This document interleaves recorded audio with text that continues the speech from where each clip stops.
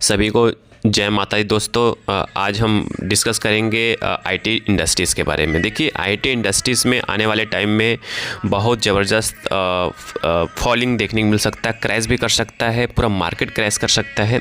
उसके पीछे का एक रीज़न है, उस रीज़न को डिस्कस करेंगे। क्या आईटी इंडस्ट्रीज़ के जो पीछे क्रैश होने का जो आप सोच रहे हैं वो एआई है? जी नहीं, एआई नहीं है यार। सिंपल सी बात समझो आप, एआई भी तो आईटी इंडस्ट्री ही हैंडल करेगी, कोई अलग से कंपनी बन नहीं जाएगी। जी हाँ, तो ये सोचिए कि ऐसा क्या होने वाला है जिसके वजह से पूरा आईटी इंडस्ट्री कोलैप्स करने वाला है।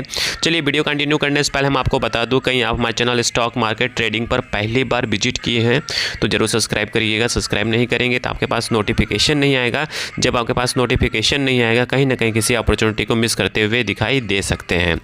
तो यहाँ पे हम बात कर रहे थे आईटी इंडस्ट्रीज़ के बारे में। देखिए, आईटी इंडस्ट्रीज़ का अभी फिलहाल में आप देखेंगे, इंडाइसेस देखेंगे, आप ये इंडाइसेस देख रहे हैं तो ये देखेंगे 2 वीक से साइडवेज पड़ा हुआ है। जी हाँ, कन्फ्यूज्ड है, इसे जाना कहाँ है, ऊपर जाना है कि नीचे जाना है। जी हाँ, और ये देखेंगे अहम सपोर्ट लेवल पर टिका हुआ है। कहीं एक ऐसा इंसिडेंट है, वो इंसिडेंट कहीं होता है तो ये जो अभी चल रहा है 29,554 के आसपास, ये 15,000 10,000 पे भी आ सकता है। वो कैसे आ सकता है, चलिए उस मुद्दे पर हम डिस्कस करते हैं।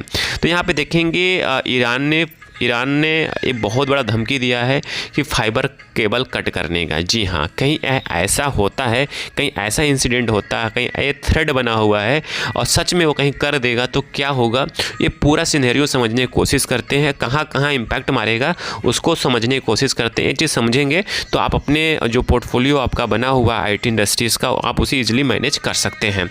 तो यहाँ पे देखेंगे रेड सी में एंड स्टेट हार्मोस में एक फाइबर केबल गया हुआ है। जी हाँ, ये पूरे वर्ल्ड को कनेक्ट करता है, ठीक है। डेटा ट्रांसफ़र करने के लिए होता है फाइबर केबल और एक दूसरे को कनेक्टिविटी प्रोवाइड कराता है। और इस पे आप देखेंगे एक छोटी नहीं, बहुत बड़ी बड़ी कंपनियां इस पर रन कर रही हैं। गूगल, फेसबुक जैसे कंपनियां रन कर रही हैं उसमें, ठीक है। उसमें आईटी इंडस्ट्रीज़ को भी होने वाला है बहुत ज़बरदस्त, क्योंकि इंडिया जितना आउटसोर्सिंग करता है उतनी कोई बड़ी कंपनियाँ उतनी कोई बड़ा देश करता नहीं है जितना इंडिया आउटसोर्सिंग करता है अपने एम्प्लॉयज़ को, जितना सपोर्ट करता है, ठीक है। तो चलिए सब कुछ डिटेल में जानने की कोशिश करेंगे। तो इस पे रिस्क क्या है? देखिए, रिस्क यही है कि आईटी इंडस्ट्री कोलैप्स हो सकता है कहीं ये ईरान फाइबर केबल वाला थ्रेड होता है तो। जी हाँ, तो चलिए देखते हैं आगे क्या है। तो why IT stocks are falling, ऐसा क्यों होगा भाई, क्यों फॉलिंग क्यों हो सकता है? तो यहाँ पे देखेंगे इंटरनेट इंफ्रास्ट्रक्चर रिस्क जो डायरेक्टली इम्पैक्ट करता है आईटी इंडस्ट्रीज़ को। बिना आईटी के, बिना इंफ्रास्ट्रक्चर के, बिना इंटरनेट के आपका एक एप्लीकेशन नहीं चलेगा, वो आप भी जानते हैं। जी हाँ, और उससे क्या क्या रन करता है? उससे रन करता है क्लाउड सर्विसेज का और डेटा सेंटर इम्पैक्ट करेगा, और बैंकिंग, आईटी और जितने भी चलने वाले इंटरनेट ट्रैफिक होगा सब कुछ बंद। जी हाँ, बैंक बंद, सब कुछ बंद, ठीक है। यहाँ तक कि बैंकिंग स्टॉक भी क्रैश कर सकता है। जी हाँ, मतलब कि एक दूसरे से यहाँ पे आप कह सकते हैं जुड़े हुए हैं बिजनेस। आईटी है, बैंकिंग है, बहुत कुछ छोटे छोटे ऐसे भी बिजनेस होंगे जो आईटी इंडस्ट्री से जुड़े हुए हैं, वहाँ पे भी इम्पैक्ट डायरेक्टली इनडायरेक्टली होते हुए दिखाई दे सकता है, ठीक है। फिर वही हम बात करते हैं कि क्या ये आईटी क्रैश हो सकता है? जी हाँ, कभी भी कुछ भी हो सकता है।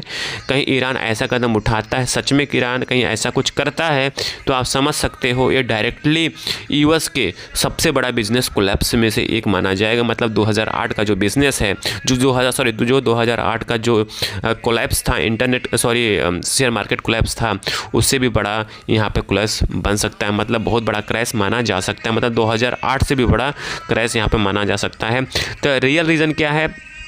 ग्लोबल सेल-ऑफ चल रहा है, अभी वार एस्केलेशन दबा के हो रहा है। ऑयल स्पाइक, मतलब का जो ऑयल प्राइस है, क्रूड ऑयल प्राइस है, वो तेज़ी से बढ़ रहा है, इससे इन्फ्लेशन बढ़ता हुआ दिखाई दे रहा है। एफआई सेलिंग लगातार जारी है। जी हाँ, एफआई सेलिंग लगातार जारी है यहाँ पे। फिर वही हम बात करते हैं इंपॉर्टेंट इनसाइड ट्रेडिंग की बात करें तो यहाँ पे देखेंगे जो कैपेबल हैपेंस, जो बिग पैनिक है, जो बिग पैनिक क्या है, शॉर्ट टर्म क्रैश का है। कहीं ऐसा होता है, इफ पीस न्यूज़ कम्स, मतलब कहीं पीस का कुछ ऐसा अपडेट आता है तो आप समझ लीजिए कि यहाँ से आईटी इंडस्ट्री ऐसा कम बैक करेगा कि आप समझ नहीं सकते। मतलब तेज़ी जो देखने को मिलेगा वो आईटी इंडस्ट्रीज़ में देखने को मिल सकता है आपको, ठीक है।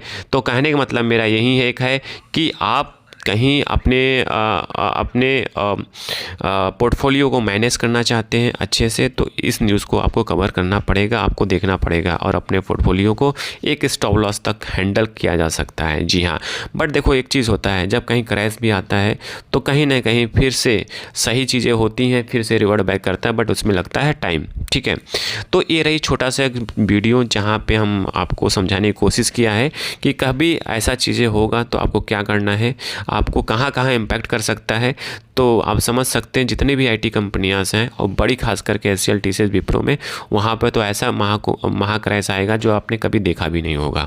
देखिए डिस्क्लेमर के रूप में यहाँ पे कोई बाय सेल का रिकमेंडेशन नहीं है, जस्ट एजुकेशन पर्पस इन्फॉर्मेशन को शेयर किया जा रहा है। Thank you for watching this video.